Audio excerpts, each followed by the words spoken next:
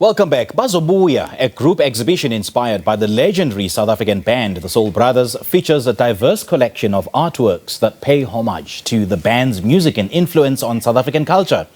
Visitors to the exhibition can expect to experience a dynamic fusion of traditional and modern artistic styles, as well as a thought-provoking exploration of South Africa's cultural heritage. We're now joined by the exhibition curator, Lawrence Lemaoana, and one of the artists, Hoek Swaratlhe. Gents, a very good morning. Thanks for joining us. Good Welcome. morning. Thank you. Thanks for your Good stuff, man. I'm going to start with you, Lawrence. What was the inspiration behind Bazobuya, and how does it relate to the Soul Brothers song? Yeah, so Bazobuya came together as an exhibition title that I started because I'm a lecturer at UNISA, and I often called to Market Photo Workshop to mentor artists. And so I realized that I've been working with 5 artists for the last 5 years, and I put them together in terms of an exhibition. And the exhibition was inspired by the Soul Brothers and the song Bazobuya. The song was actually banned in the 1990s because it actually was a political song. And so for me, it was a really interesting starting point to think about how men can speak about these sensitive issues on a public platform, and especially in this kind of day and age where the role of men is kind of being questioned all the time. So then I decided that like Bazobuya was a way of looking back into history and unearthing those kind of interesting conversations and putting them on a exhibition floor. Make me understand then how the influence of Soul Brothers is incorporated into this exhibition. What is it that you're exhibiting first and foremost? So the artists are exhibiting photographs mostly, and we created a space called Occupying the Gallery, where artists would kind of come into the space and produce artworks. But the song kind of speaks about the coming back of men. This notion that, for example, one of the artists, Lusanda Ndita, is speaking about men who have been kind of taken from the homelands and come into urban spaces and disappear, right? So and so the song laments the return of those men to become fathers. So it kind of strikes on the notion of what it means to be a masculine, what it means to be a man in contemporary culture, and dealing with those things in a kind of very reflective manner.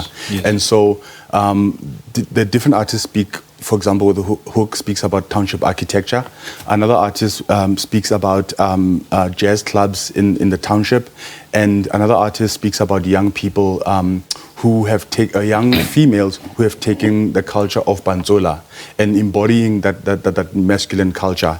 And then we have one guy, Bongani Ndlovu, who is kind of playing with the representation of males in society. So he would dress and use masquerading as a form of self-representation.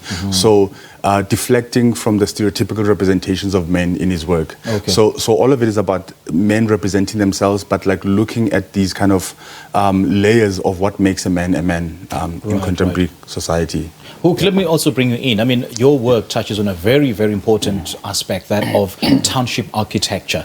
So what kind of impact are you hoping to have on the audience with Bazobuya? And do you get a sense that that kind of impact has been achieved? Well, I think for me, what I would like the viewers or the buyers of my work to take, it's just to understand the notion of township architecture and where, like, as black people come from, you know. So that is why, like, when you go to our exhibition, there's an installation where I drew what is this, a house plan mimicking the actual four-roomed house, so that for people who don't know or who doesn't have an idea of how a four-roomed house looks like, or what size the four-roomed house is, to actually have a feeling or maybe a sense to see or know how the four-roomed house it's like. So I mean, I think just to jump in there, I think so when Hoek came to ask me to be his mentor for his exhibition called Fodlala, So he took a slang kind of term of the four-roomed houses, and then he was kind of aware that as time goes on, these houses are disappearing or changing. So as people gain upward social mobility, they transform the houses. So he was lamenting the fact that like these houses are disappearing, and therefore his childhood is disappearing. So then I asked him, so he's kind of emotionally connected to these houses. So why don't we speak to an architect to explain to us what we're looking at? And so then the architect we spoke to Lisa Cindy, gave us the term NE51, which is a kind of a term that defines what those houses are. And NE51 actually means non-European housing of 1951. And so that's how the project kind of emerged, not only as a kind of emotional response to how black people lived, but also looking at how the structures are created through design. Yes. So the NE51 is a very kind of a prominent house in South Africa. Every township has got some version of an NE51 house.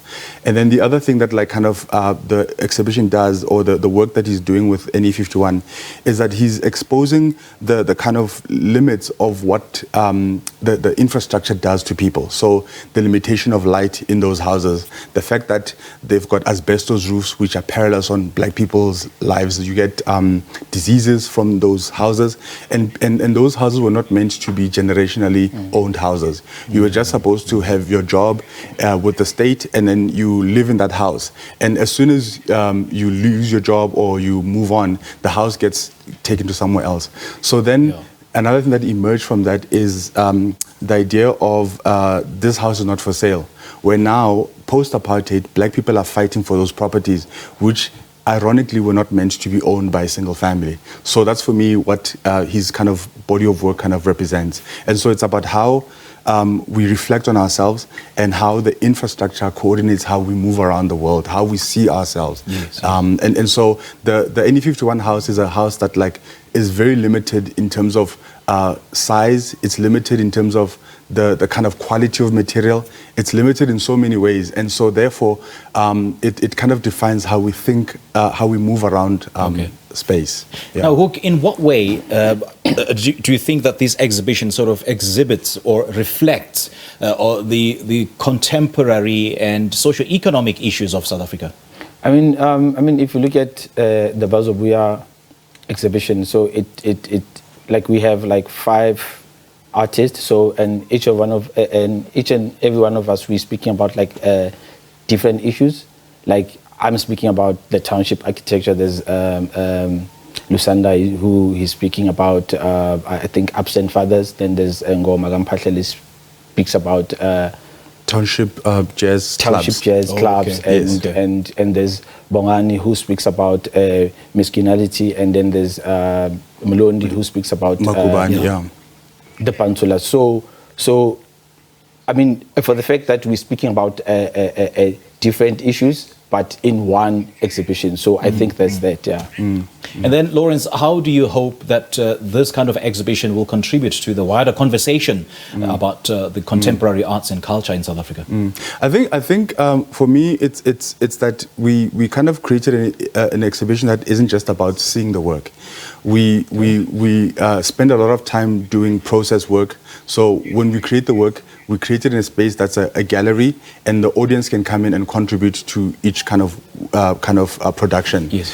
But at the same time, we have these conversations and crit sessions. So we open up the channels for people to kind of have their say, but also taking the processes and kind of translating them into a conceptual kind of level of thinking.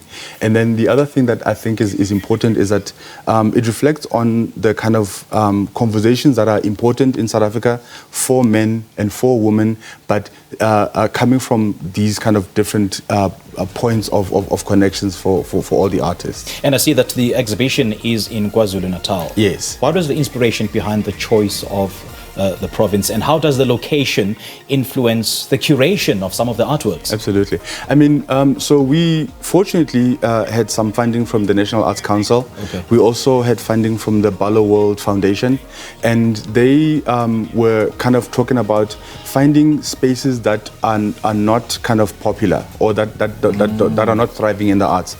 So we chose that space because it was a space that allowed for a different kind of conversation, a different kind of context to appear in the exhibition. So because we started at Keys Art Mile in Johannesburg, we kind of almost created an environment that can be changed in every space that the exhibition appears. Okay, gents, lovely chatting to you, man. Thank you so much for joining us this morning. It's a pleasure, thank you. Stuff. That was curator Lawrence Lemaoana and visual artist Hoek Swaratlhe talking to us about a group exhibition called Bazobuya, named after one of the Soul Brothers songs. It is 8 o'clock. Let's take a look at the top stories.